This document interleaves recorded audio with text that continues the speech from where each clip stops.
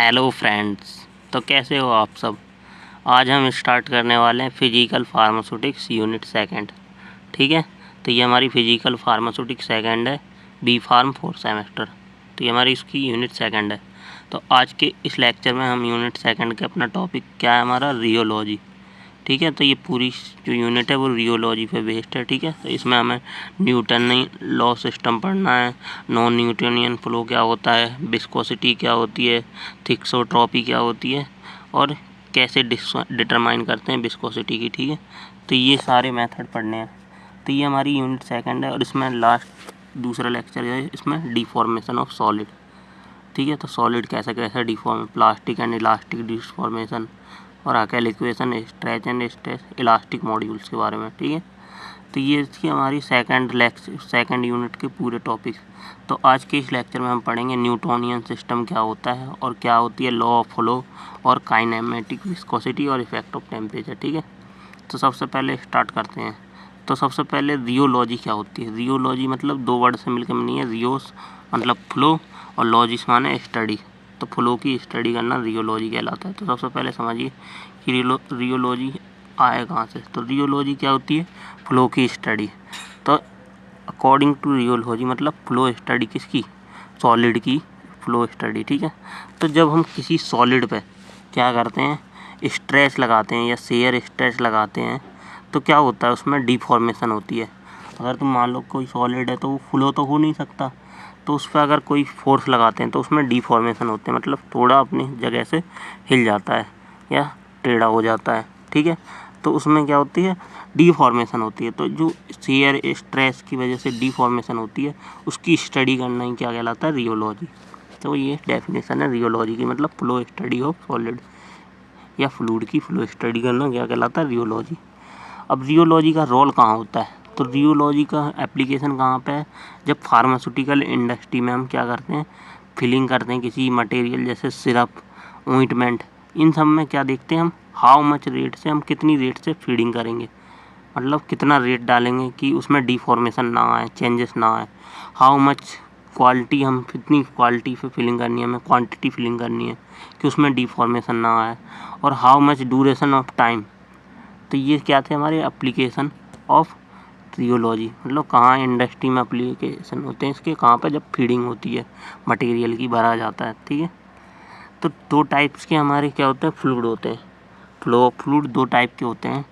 तो पहला होता है न्यूटोनियन फ्लो, दूसरा होता है नॉन न्यूटोनियन फ्लो। दो टाइप के फ्लो ऑफ फ्लूइड्स होते हैं, पहला न्यूटोनियन फ्लो, दूसरा होता है नॉन न्यूटोनियन फ्लो। अब जो न्यूटोनियन फ्लो होता है वो क्या करता है, फॉलो करता है हमारे न्यूटोनियन लॉ को, तो उसे क्या कहते हैं, हम न्यूटोनियन फ्लो कहते हैं। और जो नॉन न्यूटोनियन फ्लो होता है वो क्या करता है, वो न्यूटन लॉ को फॉलो नहीं करता। न्यूटन से क्या बताया था उन्होंने कि ये जो चीज़ होती है ऊपर से फेंकेंगे तो नीचे गिरती है, मतलब फ्लो होती है। तो ये क्या थी, न्यूटोनियन फ्लो था।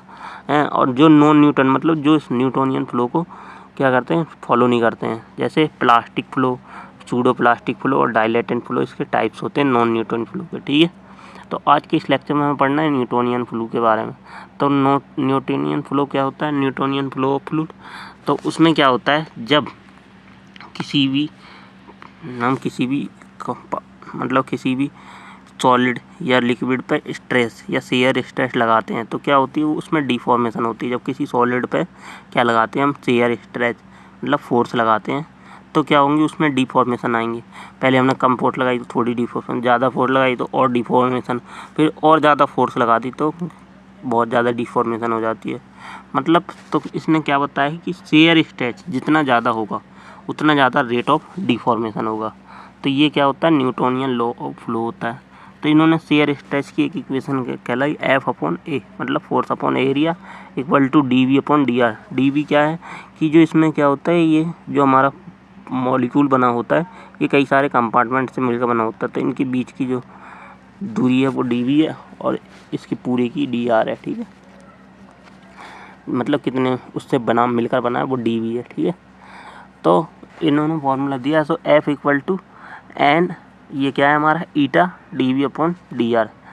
तो हमने dV/dr जब हमने यहाँ से क्या हटाया, प्रोपोर्शनल हटाया तो कांस्टेंट लगा दिया विस्कोसिटी। तो विस्कोसिटी इक्वल टू इन्होंने बताया viscosity equal to F/A dr/dV, मतलब इसका क्रॉस मल्टीप्लाई कर दो या इसे ही लिख सकते हो आप। ये भी हमारी क्या है, न्यूटोनियन इक्वेशन है। तो इनके अनुसार क्या था, जैसे वाटर हो गए, सिंपल सॉल्यूशन हो गए, सिरप, ऑइंटमेंट, ये क्या करते हैं, इस लॉ को फॉलो करते हैं।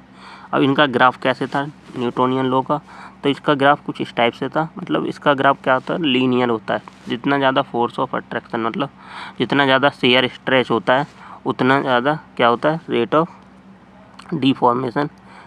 ठीक है, तो dV/dr, सो F/A। तो सीधा इसका जो स्लोप बनेगा वो 1 हमारा क्या होगा, विस्कोसिटी होगा, मतलब ईटा होगा। तो ये इसका स्लोप है, मतलब बिल्कुल सीधा बनता है। तो ये हमारा क्या है, न्यूटोनियन लॉ। अब इसमें हमें क्या पढ़नी है, विस्कोसिटी और काइनेमेटिक विस्कोसिटी। सबसे पहले समझते हैं विस्कोसिटी क्या होती है। तो पहले न्यूटोनियन लॉ के बारे में यहाँ पर सब कुछ लिखा हुआ है। आप देखिए यहाँ पर जो मैंने अभी बताया वही सब कुछ लिखा हुआ है यहाँ पर। ठीक है, कि न्यूटोनियन लॉ 2 टाइप के होते हैं, Newtonian, non Newtonian, pseudo plastic, plastic dilatant. ठीक है, अब इनका यूजेस कहाँ होता है, मैन्युफैक्चरिंग ऑफ डोजेस फॉर्म में, मिक्सिंग में, मटेरियल की पैकेजिंग में, ये सब में। और जो हमारी रियोलॉजी है वो क्या होती है, it is the branch of science in which study about the flow. तो इसकी फ्लो की स्टडी करना हमारे क्या होता है, और इसमें it is defined as the science of flow, deformation of material under influence stretch. वही मैंने जो आपको डेफिनेशन बताई थी पहले। और न्यूटोनियन सिस्टम, जो न्यूटोनियन लॉ को फॉलो करते हैं, ऐसे फ्लूइड क्या कहलाते हैं, न्यूटोनियन सिस्टम। अब न्यूटोनियन लॉ ऑफ फ्लो क्या है हमारा, तो इन्होंने ये टाउ माना है, बट इसको कुछ भी मान सकते हो आप, एन भी मान सकते हो। ठीक है, तो इन्होंने बताया कि क्या शेयर स्ट्रेंथ, इनके अनुसार क्या थी, जो शेयर स्ट्रेस था वो डायरेक्टली प्रोपोर्शनल था शेयर स्ट्रेंथ के, मतलब शेयर स्ट्रेंथ किसे कहते हैं, मतलब डिफॉर्मेशन इन चेंजेस, मतलब डिफॉर्मेशन आना सॉलिड के। ठीक है, तो रेट ऑफ डिफॉर्मेशन को क्या कहते हैं, हम शेयर स्ट्रेंथ कहते हैं। ठीक है, तो यही यहाँ पे लिखा हुआ है, dV/dr क्या है हमारा, शेयर स्ट्रेंथ, मतलब रेट ऑफ डिफॉर्मेशन जो मैंने बताया आपको। ठीक है, चेंज इन डिफॉर्मेशन। और एन हमारा क्या है, विस्कोसिटी कोफिशिएंट है, या थीटा भी कह सकते हो आप इसको। वही यहाँ पे लिखा हुआ है, शेयर स्ट्रेस जितना ज़्यादा लगाएंगे उतना ज़्यादा इसकी क्या होगा, हमारा डिफॉर्मेशन होगा। तो शेयर स्ट्रेस क्या होता है, ratio of shear force, F/A बताया ना, रेशियो ऑफ शेयर से और to the cross sectional area, मतलब इतने एरिया में जो लगता है वो फोर्स। ठीक है, वो क्या होता है हमारा शेयर स्ट्रेच। और रेट ऑफ शेयर स्ट्रेन क्या होता है, या रेट ऑफ डिफॉर्मेशन कितना चेंजेस हुए हैं उसमें, तो उसे dV, वेलोसिटी कितने उसकी रफ्तार से उसमें चेंज हुए हैं, बिटवीन कितनी लेयर्स उसकी सेपरेट हुई हैं, मतलब कम हुई हैं या हटी हैं, तो वो dr। ठीक है, अब शेयर स्ट्रेन क्या है, dV/dr, वही मैंने बताया, इनके बीच की जो दूरी होती है वो क्या होती है, हमारी dr होती है। ठीक है, लेयर्स की। अब न्यूटन्स लॉ क्या था हमारा, F/A और ईटा dV, तो ये हमारा न्यूटोनियन लॉ है। ठीक है, अब कर्व कौन सा है, वही सेम बताया था अभी कि स्लोप सीधा होगा, बस ये हमारे नोट से वो रफ था। ठीक है, और न्यूटोनियन लॉ कहाँ होता है, वाटर में जो सिंपल सोल्यूशन होते हैं, बेंजीन, इथाइल अल्कोहल, ये सब सारे सोल्यूशन क्या होते हैं, न्यूटोनियन लॉ को फॉलो करते हैं। अब काइनेमेटिक विस्कोसिटी और इफेक्ट ऑफ टेम्परेचर जानना। ठीक है, तो सबसे पहले ये समझिए कि विस्कोसिटी होती क्या है।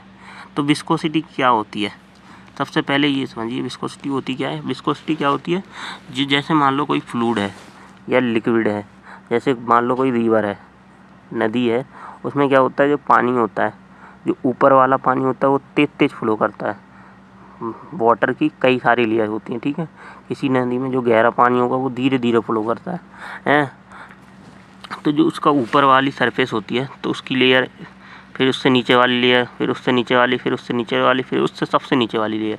तो जो सबसे ऊपर वाली लेयर है वो उससे नीचे वाली लेयर पे क्या करती है, सबसे तेज़ फ्लो ये ऊपर वाली लेयर होती है, देन उससे नीचे वाली फ्लो होती है, फिर ये उस पर फोर्स डालती है, देन ये इस पर फोर्स डालती है, रेजिस्टेंस लगाती है। मतलब विस्कोसिटी क्या होती है, रेजिस्टेंस ऑफ फ्लो, मतलब फ्लो को रोकती है। तो ये फ्लूइड क्या है, जो ऊपर वाला है वो इससे नीचे वाले को रेजिस्ट कर रहा है, फिर इसको रेजिस्ट कर रहा है, देन ये फ्लो हो रहा है, देन ये नीचे वाले को रेजिस्ट, मतलब ऐसा इनका प्रोसेस होता है कि एक दूसरे के फोर्स, मतलब रेजिस्टेंस कॉज करते हैं जब ये फ्लो करते हैं। तो ये क्या होती है, विस्कोसिटी। तो विस्कोसिटी क्या होती है, रेजिस्टेंस ऑफ फ्लो, मतलब फ्लो में जो रेजिस्टेंस लग रहा है वो क्या होती है, विस्कोसिटी। तो विस्कोसिटी का फॉर्मूला इन्होंने बताया, विस्कोसिटी क्या होती है, रॉ इक्वल टू आर, मतलब रेजिस्टेंस ऑफ फ्लो के बराबर। सो जितनी ज़्यादा हमारी क्या होगी, विस्कोसिटी होगी, उतना ज़्यादा कम क्या होगा, फ्लो रेट होगा। मतलब अगर देखो इस पर जैसे जैसे हम विस्कोसिटी बढ़ाते हैं, मान लो यहाँ 1 थी, फिर यहाँ 2 हुई, फिर यहाँ 3 हुई, फिर यहाँ 4, यहाँ 5, तो यहाँ लास्ट में सबसे कम, बहुत कम फ्लो होगा, ये सबसे ज़्यादा ऊपर वाला फ्लो होगा। तो जितनी ज़्यादा हमारी क्या होगी, विस्कोसिटी होगी, उतना कम फ्लो रेट होगा। तो विस्कोसिटी का फॉर्मूला क्या है, rho equal to F upon G, force upon rate, वो रेट ऑफ चेंजेस, ठीक है। तो इसकी जो क्या होती है यूनिट होती है, वो होती है हमारी पॉइज और सेंटीपॉइज, पॉइज और सेंटीपॉइज, ठीक है। तो ये हमारी विस्कोसिटी की यूनिट होती है। अब काइनेमेटिक विस्कोसिटी क्या होती है, काइनेमेटिक विस्कोसिटी क्या होती है, जब कोई लिक्विड डेंसिटी और उसकी वेलोसिटी को कंबाइन करके उनकी स्टडी की जाती है। तो मतलब ratio of viscosity, the ratio between viscosity and density of fluid is called kinematic viscosity, ठीक है। अब काइनेमेटिक विस्कोसिटी डेंसिटी क्या होती है, D equal to M upon B, और विस्कोसिटी तो हमें पता ही है एन जो हमारी होती है, ठीक है। तो इसमें क्या था, काइनेमेटिक विस्कोसिटी के एन कॉन्स्टेंट लिया और रॉ वो एन अपॉन डी, मतलब विस्कोसिटी अपॉन डेंसिटी, ठीक है। अब इफेक्ट ऑफ टेम्परेचर, और लास्ट टॉपिक हमारा इसमें क्या था, इफेक्ट ऑफ टेम्परेचर पढ़ना था। तो टेम्परेचर किस टाइप से इफेक्ट करता है, तो इफेक्ट ऑफ टेम्परेचर, जब हमारे विस्कोसिटी में क्या करेंगे, टेम्परेचर को हम बढ़ाएंगे तो हमारी क्या होगी, विस्कोसिटी घट जाएगी। मान लो कोई फ्लूइड रखा है और उसका विस्कोसिटी, मतलब ये फ्लूइड है हमारा क्या है, ये विस्कस है, ठीक है, इसकी विस्कोसिटी ज़्यादा है। अब इस पर हीट देंगे तो इसके मॉलिक्यूल क्या करेंगे, भागने की कोशिश करेंगे, नीचे वाले ज़्यादा हीट होंगे, वही जो ऊपर मैंने समझाया था ना विस्कोसिटी। अब यहाँ से मान लो हीट दी, इसमें हीट लगाई, तो ये क्या होंगे, नीचे से ज़्यादा फोर्स से भागेंगे, तो मतलब विस्कोसिटी क्या होगी, डिक्रीज होगी। तो टेम्परेचर जब बढ़ाएंगे तो क्या होगा, हमारा जो विस्कोसिटी थी वो क्या होगी, डिक्रीज हो जाएगी। पहले विस्कस था, रेजिस्टेंस ज़्यादा था, अब क्या होगा, रेजिस्टेंस कम हो जाएगा। तो टेम्परेचर क्या करता है, इन प्रोपोर्शनल होता है हमारा विस्कोसिटी के। तो इनमें आर्हेनियस इक्वेशन दी गई है। आर्हेनियस के अकॉर्डिंग क्या था, जो हमारा विस्कोसिटी थी वो उसकी मॉलिक्यूलर फ्रीक्वेंसी और उसकी एक्टिवेशन एनर्जी और उसके गैस कांस्टेंट, और ये हमारा आर्हेनियस का रूल था, इन्होंने दिया था eta equal to A E minus और E A upon R T. और हमारा क्या है, gas constant, T temperature, E A हमारा एक्टिवेशन एनर्जी और ए ई हमारा मॉलिक्यूलर फ्रीक्वेंसी। तो ये हमारे क्या थे, इफेक्ट ऑफ टेम्परेचर क्या होता है विस्कोसिटी पे, और काइनेमेटिक विस्कोसिटी क्या होती है, ठीक है। तो यही यहाँ पर डेफिनेशन में भी लिखा हुआ है कि it is the ratio between viscosity of fluid and its density, वही लिखा है, डेंसिटी वी इक्वल टू या एन इक्वल टू हमारा क्या है, रॉ अपॉन पी, देन तो एन हमारा विस्कोसिटी ऑफ फ्लूइड, फिर density of fluid, kinematic viscosity, और it is measure to resistive flow of fluid which influence gravity. Effect of temperature, वही मैंने बताया कि विस्कोसिटी जितना ज़्यादा टेम्परेचर बढ़ाएंगे उतनी ज़्यादा विस्कोसिटी घटेगी, तो वही यहाँ पे लिखा हुआ है, ठीक है। और relationship between curve and viscosity curve gas के, तो मतलब जितनी ज़्यादा विस्कोसिटी होगी और जैसे जैसे टेम्परेचर बढ़ाएंगे तो विस्कोसिटी हमारी क्या होगी, घटेगी, ठीक है। पहले बहुत ज़्यादा थी, अब हमने टेम्परेचर बढ़ाया तो क्या होगी, घटती गई विस्कोसिटी, ठीक है, इन केस ऑफ लिक्विड में। लेकिन गैस के केस में क्या होगी, जैसे जैसे टेम्परेचर बढ़ाएंगे वैसे वैसे विस्कोसिटी उसकी बढ़ेगी, ठीक है। तो बस यही कर्व था, और आरएनएस की इक्वेशन मैं आपको बता ही चुका हूँ, आरएनएस की इक्वेशन एन वो ईटा इक्वल टू ए अपॉन के टी, ठीक है। के टी की जगह आप आर टी भी कर सकते हो, ठीक है। अब इसके बाद नेक्स्ट लेक्चर में पढ़ेंगे हम नॉन न्यूटोनियन सिस्टम के बारे में। थैंक यू, मिलते हैं नेक्स्ट।